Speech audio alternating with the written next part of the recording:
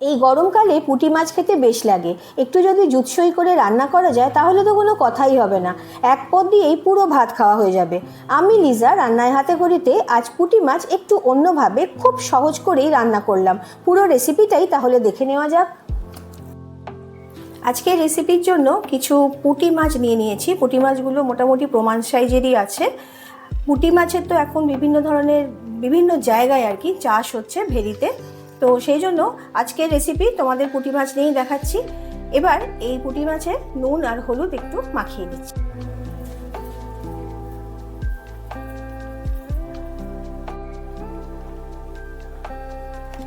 মাছগুলো এপিট ওপিট ভালোভাবে নুন হলুদটা মাখিয়ে নিতে হবে।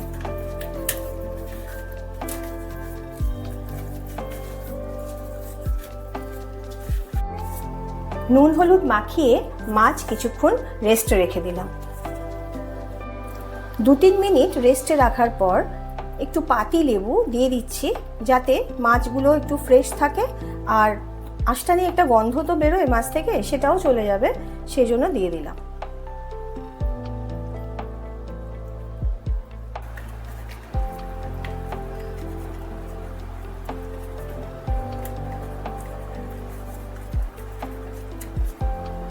এরপরে আরও 10 মিনিট রেস্টে রেখে দিচ্ছি। কড়াই বসিয়ে দিয়েছি গ্যাস ওভেনে, দিয়ে দিচ্ছি সর্ষের তেল, অবশ্যই মাছগুলো ভাজার জন্য। মাছগুলো দিয়ে দিচ্ছি।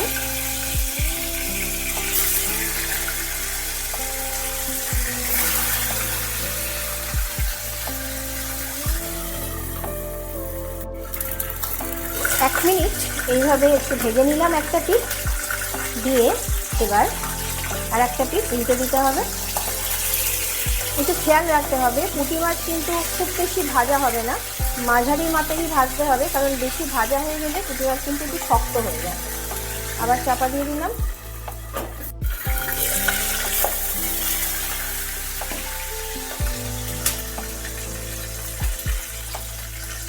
হয়ে গেছে মোটামুটি মাঝারি মাপের ভাজা, তুলে নিচ্ছি।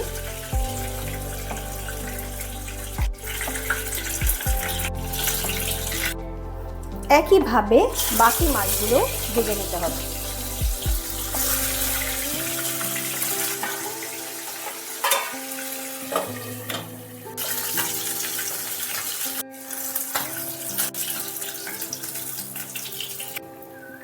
মাছগুলো সমস্ত ভাজা হয়ে গেল।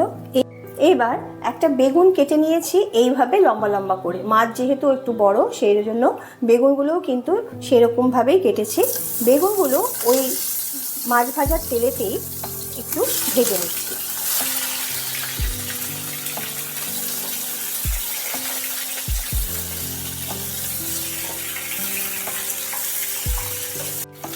গ্যাসের ফ্লেমকে সিমে দিয়ে দিয়েছি একেবারে, দিয়ে একটু চাপা দিয়ে দিলাম মিনিট 2-1 জন্য। এদিকে এই রেসিপির জন্য কিছু রসুন নিয়ে নিয়েছি। এখানে আমি 10টা মতো রসুন নিয়েছি, যেহেতু কোয়াগুলো একটু বড় আছে। যদি ছোট থাকে তাহলে অবশ্যই একটু বেশি নিতে হবে। এবার একটু থেতো করে নেব।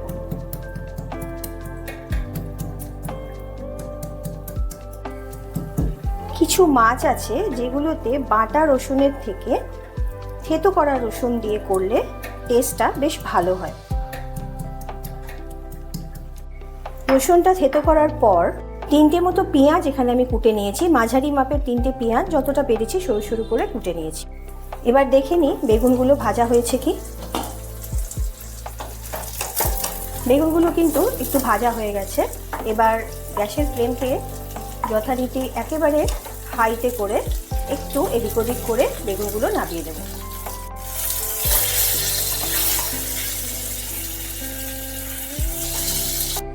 বেগুন ভাজা মাছ ভাজা হয়ে গেছে। যদি কারোর মনে হয় তেল দেওয়ার প্রয়োজন আছে তাহলে অল্প দিয়ে নিও। আর আমি এখানে দিলাম না, ওই তেলের মধ্যে বাকি যে তেলটা ছিল সেই তেলের মধ্যে একটু রসুন সেই থেতো করে রেখেছিলাম সেটা দিয়ে দিলাম। দিয়ে অল্প একটু নাড়াচাড়া করে পুড়ে না যায় খেয়াল রাখতে হবে অবশ্যই। গ্যাসের ফ্লেমকে একেবারে সিম করে দিতে হবে। একটু ভাজার পর দিয়ে দিতে হবে কেটে রাখা পেঁয়াজগুলো।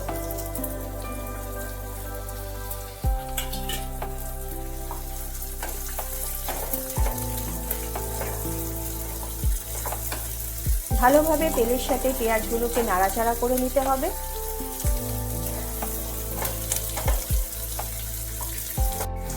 কিছুক্ষণ ভাজার পর পেঁয়াজটা যখন একটু লাল হতে শুরু করবে বা তেলের সাথে ভালোভাবে মেখে যাবে, তখন বাকি যে রসুনটা ছিল থেতো করা সেটা আমি দিয়ে দিলাম।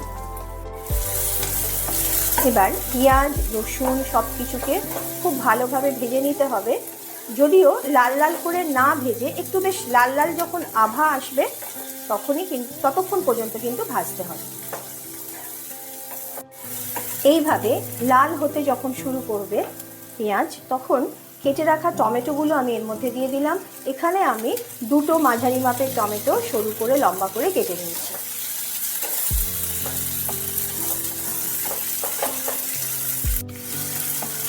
এই পর্যায়ে এসে দিয়ে দিতে হবে স্বাদ মতো লবণ আর পরিমাণ মতো হলুদ।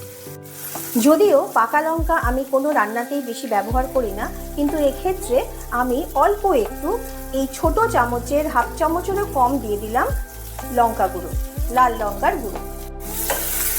ভালোভাবে একটু নাড়িয়ে চাড়িয়ে নিতে হবে আর টমেটোটা যাতে একটু নরম হয় সেদিকেও খেয়াল রাখতে হবে। আমরা সবাই জানি মশলা যত ভালো করে কষা হয় তত কিন্তু রান্নার টেস্ট বাড়ে। এক্ষেত্রেও সেটাই হচ্ছে, মশলাটাকে ভালোভাবে কষিয়ে নিতে হবে আর সাথে টমেটোগুলোও গলে যাবে। বন্ধুরা, তোমরা যে যেখান থেকে আমার রান্না দেখছো অবশ্যই কিন্তু আমাকে কমেন্ট বক্সে জানিও তোমরা কীরকম লাগলো তোমাদের আজকের রেসিপি।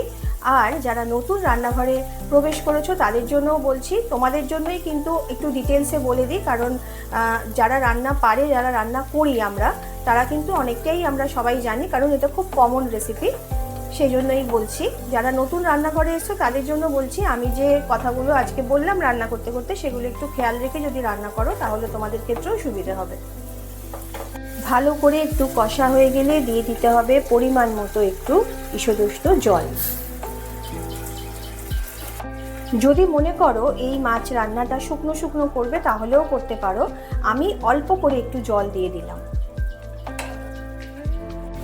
এখানে আমি সাদা সর্ষে মানে রাই সর্ষে সেটা আমি নিয়ে নিয়েছি 2 চামচ মতো, আর কিছু পরিমাণ মতো কাঁচা লঙ্কা একটু লাল দেখে নিয়ে নিয়েছি, নিয়ে বেটে নিয়েছি। এটা এবার এই মিশ্রণটা এর মধ্যে দিয়ে দিলাম।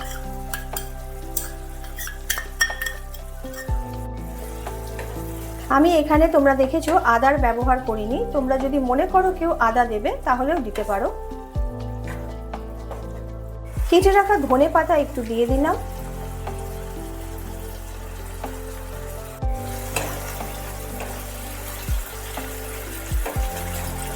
দিয়ে দিচ্ছি খুব অল্প পরিমাণে একটু আখের গুড়।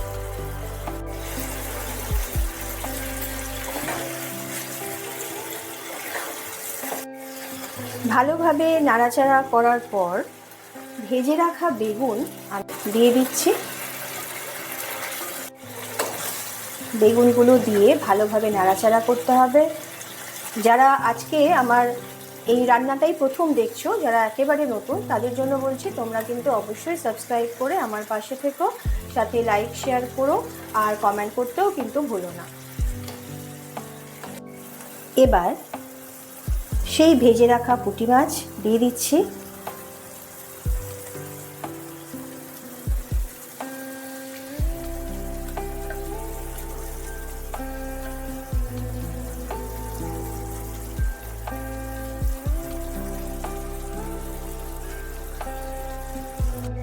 মাছগুলোকে একটু উল্টে পাল্টে দিতে হবে যাতে মাছের মধ্যে ঝোলটা মানে মশলাগুলো ঢোকে।